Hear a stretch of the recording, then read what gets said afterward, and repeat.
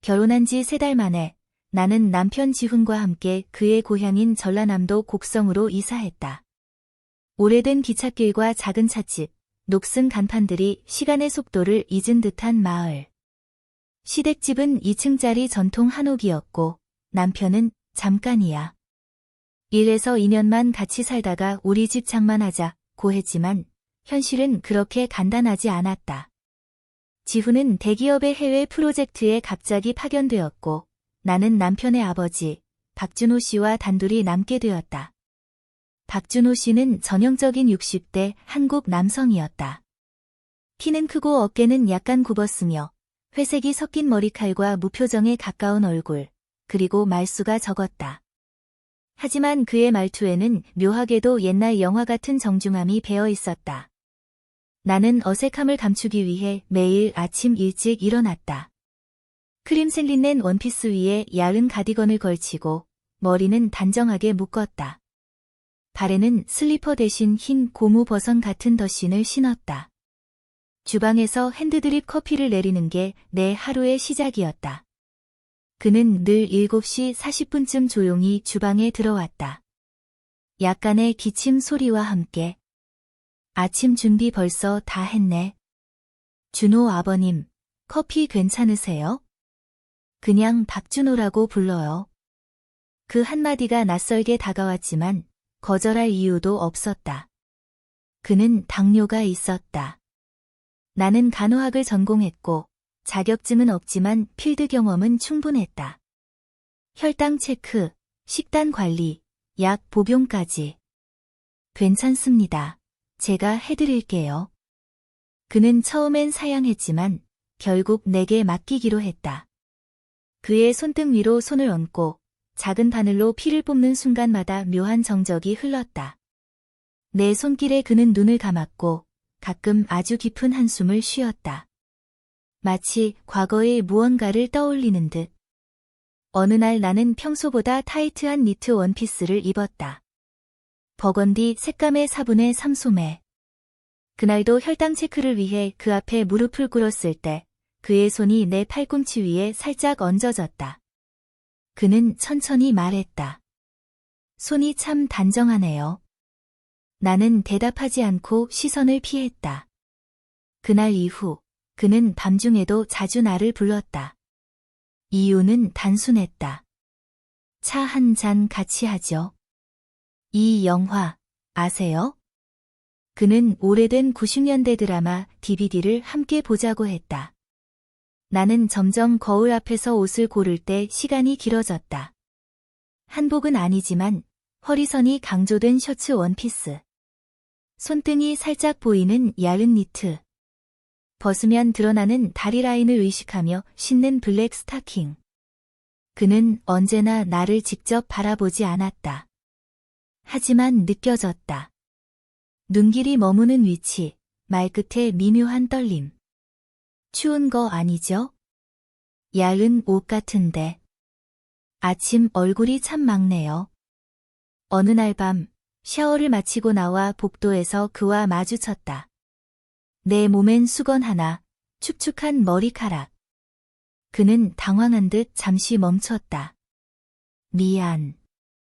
내가 나올 줄 몰랐네. 괜찮아요.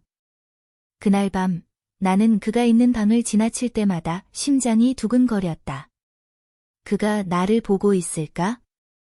혹시 생각하고 있을까? 며칠 뒤, 마당의 감나무에서 첫 단감이 떨어졌다. 나는 새벽에 일어나 커다란 후드 달린 가디건을 걸치고 마당으로 나갔다. 아내는 얇은 면 소재의 집안 원피스를 입고 있었는데 바람이 피부를 스칠 때마다 그 아래 실루엣이 살짝 드러났다. 바닥에 주저앉아 감을 줍고 있는데 뒤에서 인기척이 느껴졌다. 고개를 돌리니 박준호 씨가 옅은 베이지색 한복 재킷을 입고 있었다. 그의 머리는 부드럽게 빗어 넘겨져 있었고 손엔 작은 바구니가 들려 있었다. 추운데 맨발로 다니면 안 돼요.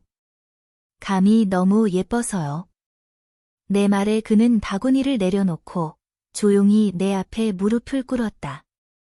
그리고 감을 하나 조심스럽게 집어내 손에 얹어주며 말했다. 이건 잘 익었네요. 마치 지금 당신처럼. 내 손끝이 떨렸다. 하지만 나는 피하지 않았다. 그날 밤 나는 특별히 좋아하던 실크 블라우스에 얇은 슬랙스를 입었다. 속에는 피부색 속옷을 입었지만 조명 아래선 어렴풋이 윤곽이 드러날 정도였다. 거울 앞에서 머리를 풀고 한쪽 귀 뒤로 머리카락을 넘겼다. 은색 단추가 반짝이는 블라우스는 마치 무언의 초대 같았다. 그리고 나는 일부러 그가 좋아하던 유자차를 끓였다. 그가 거실로 들어왔을 때 그는 잠시 멈췄다. 오늘 다르네요. 좋은 꿈 꾸라고 차 끓였어요. 나는 테이블 건너편에 앉았다. 그의 눈은 내 손목에 매달린 은팔찌에 닿았다가 살짝 열린 블라우스 단추 아래로 내려갔다. 그는 시선을 들며 말했다. 젊은 사람은 참 예뻐요. 보는 것만으로도 따뜻해져요. 나는 웃지 않았다. 그의 말은 칭찬이 아니라 슬픔처럼 들렸다. 그래서요? 그게 끝이에요? 내가 조용히 물었을 때 그는 입술을 꾹 다물었다. 그리고 컵을 들고는 조심스럽게 내 쪽으로 손을 뻗었다. 손등이 내 손가락에 스쳤다. 나는 그 손을 살짝 잡았다. 단지 그 순간이 사라지지 않기를 바랐기 때문이었다. 그날 이후 그는 조금씩 달라졌다. 세탁기에 남겨둔 내 빨래를 개어놓는다든지 마당의 고양이에게 사료를 사다 준다든지. 그러면서도 절대 선을 넘지 않았다. 하지만 나는 기다리기 시작했다. 그의 시선이 등 뒤에 닿는 순간 그가 내 이름을 부르는 낮은 목소리. 밤마다 나는 얇은 수면 원피스를 입고 그의 가디건을 덧입고 거울 앞에 섰다. 하루는 내가 계단 아래에서 먼지를 닦고 있을 때 그가 조용히 다가와 내 뒤에 섰다. 나는 고개를 들지 않았다. 그는 아주 조용히 내 허리에 손을 얹었다. 이게 위험한 거 아는 거죠? 그의 숨결이 내 귀에 닿았다. 나는 대답하지 않았다. 그저 그대로 있었다. 그리고 그는 손을 뗐다. 그날 밤 나는 혼자 울었다. 이 감정이 무엇인지, 어디까지 가야 하는지 아무도 알려주지 않기 때문이다. 10월의 끝자락, 공기는 얇고 차가웠다. 유리창 너머로는 은행잎이 바람에 떨어지고 있었고 마루엔 햇살 대신 서늘한 그림자만 남았다. 그날 아침 나는 일부러 평소보다 늦게 주방에 나갔다.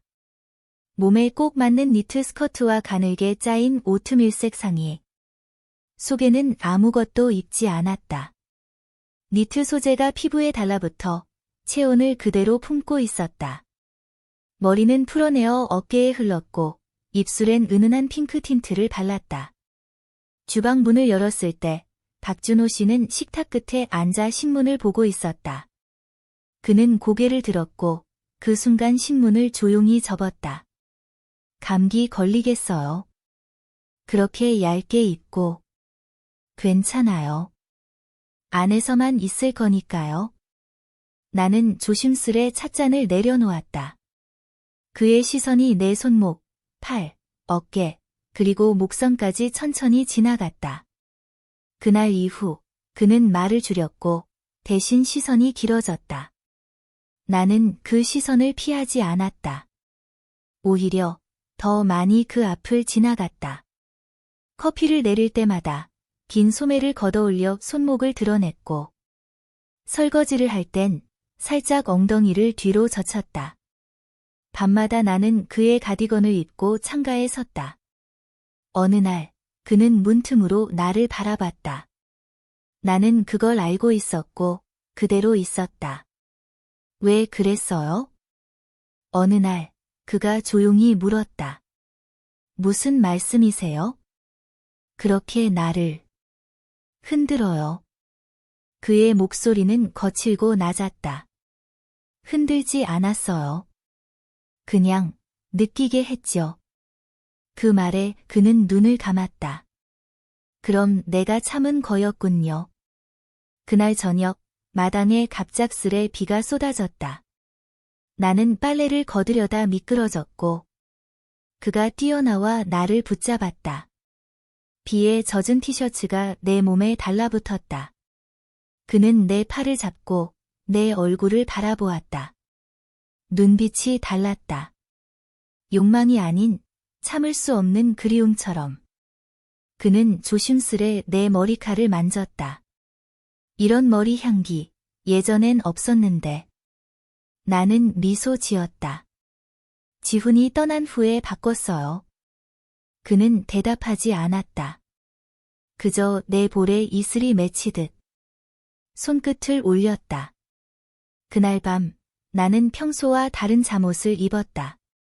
무릎 위로 올라오는 블랙 세틴 슬립.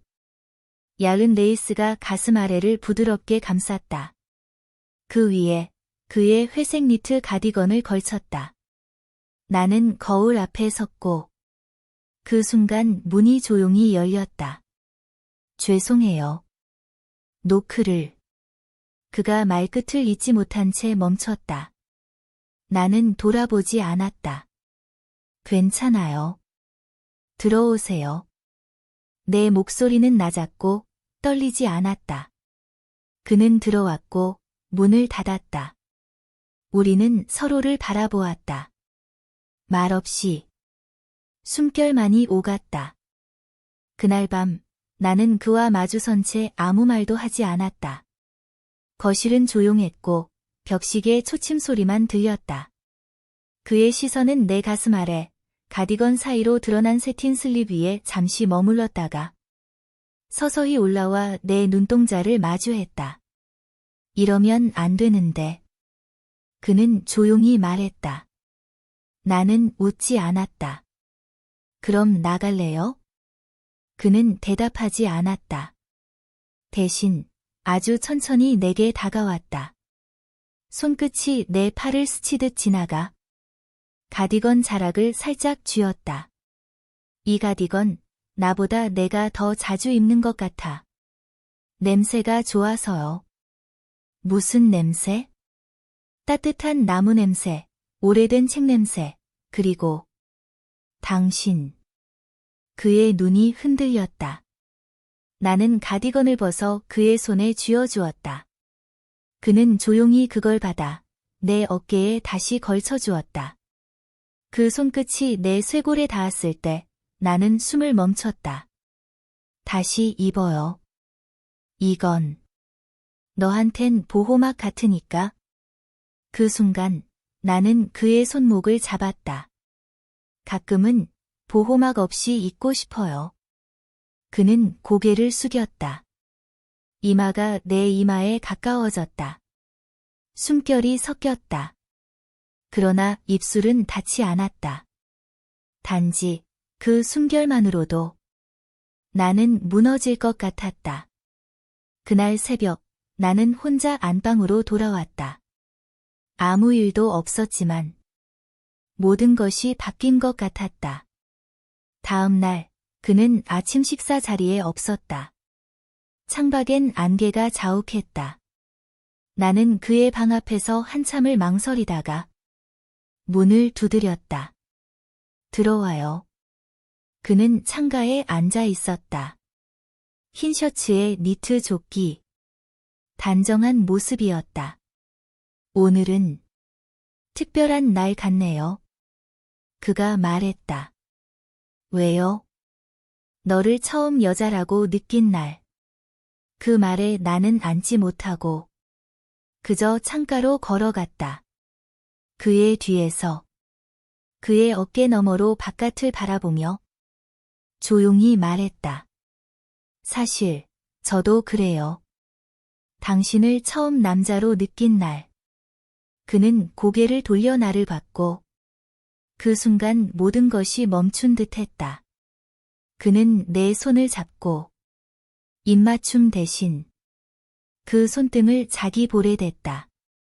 나는 너를 안고 싶다. 그러나 안을 수 없어. 나는 대답하지 않았다. 그저 손을 조금 더 힘주어 붙잡았다. 그날 밤 침대에 누운 나는 한참을 벽을 바라보았다. 손엔 그가 남기고 간 회색 목도리가 들려 있었다. 며칠 후 그는 사라졌다. 아무런 말도 없이. 방은 그대로였고 옷장 안엔 셔츠 몇 장과 회색 니트 하나만 남아 있었다. 책상 위에는 흰 봉투 하나. 다연아. 이 집에서 나와 함께 있던 시간들은 내 삶에서 가장 조용하고도 격렬한 시간이었어. 너는 나를 흔들었고 나는 그 흔들림을 사랑했어. 하지만 이제 멈춰야 할 것 같아. 너는 아직 젊고 빛나고 살아야 해. 나는 그림자였어. 그림자가 빛을 삼켜선 안 되니까. 언젠가 다시 너를 멀리서 보게 된다면 그저 고맙다고 말하고 싶어. 너로 인해 나는 살아 있었다는 걸. 준호. 편지를 읽는 동안 손끝이 떨렸고 목 가는 말은 나뭇가지처럼 바스러질 것 같았다. 나는 그가 남긴 니트를 껴안고 그 자리에 한참을 앉아 있었다. 그 주 금요일, 지훈이 돌아왔다. 공항에서 그를 마중 나갔을 때 그는 해맑게 웃으며 나를 안았다. 우리 집, 그리웠지? 나는 고개를 끄덕였다. 지훈은 예전과 같았다. 활기차고, 말이 많고, 무심코 내 어깨에 손을 얹는 습관도 여전했다. 하지만 나는 달라져 있었다. 침묵 속의 감정, 닿지 않은 숨결, 그리고 따뜻했던 손 등의 감촉이 아직 내 안에 남아 있었다. 하루는 나는 그의 니트를 꺼내어 접으려다 문득 냄새를 맡았다. 이젠 거의 사라졌지만 어딘가 모르게 남아있는 그 사람의 향기. 그날 밤 나는 혼자 베란다에 섰다. 밖은 어두웠고 머리카락 사이로 찬바람이 스쳤다. 그 순간 골목 어귀에서 누군가가 서 있었다. 그는 어깨에 가벼운 가방을 메고 짙은 회색 코트를 입고 있었다. 빛에 비친 그의 얼굴. 그는 나를 보고 있었다. 나는 움직이지 않았다. 그도 마찬가지였다.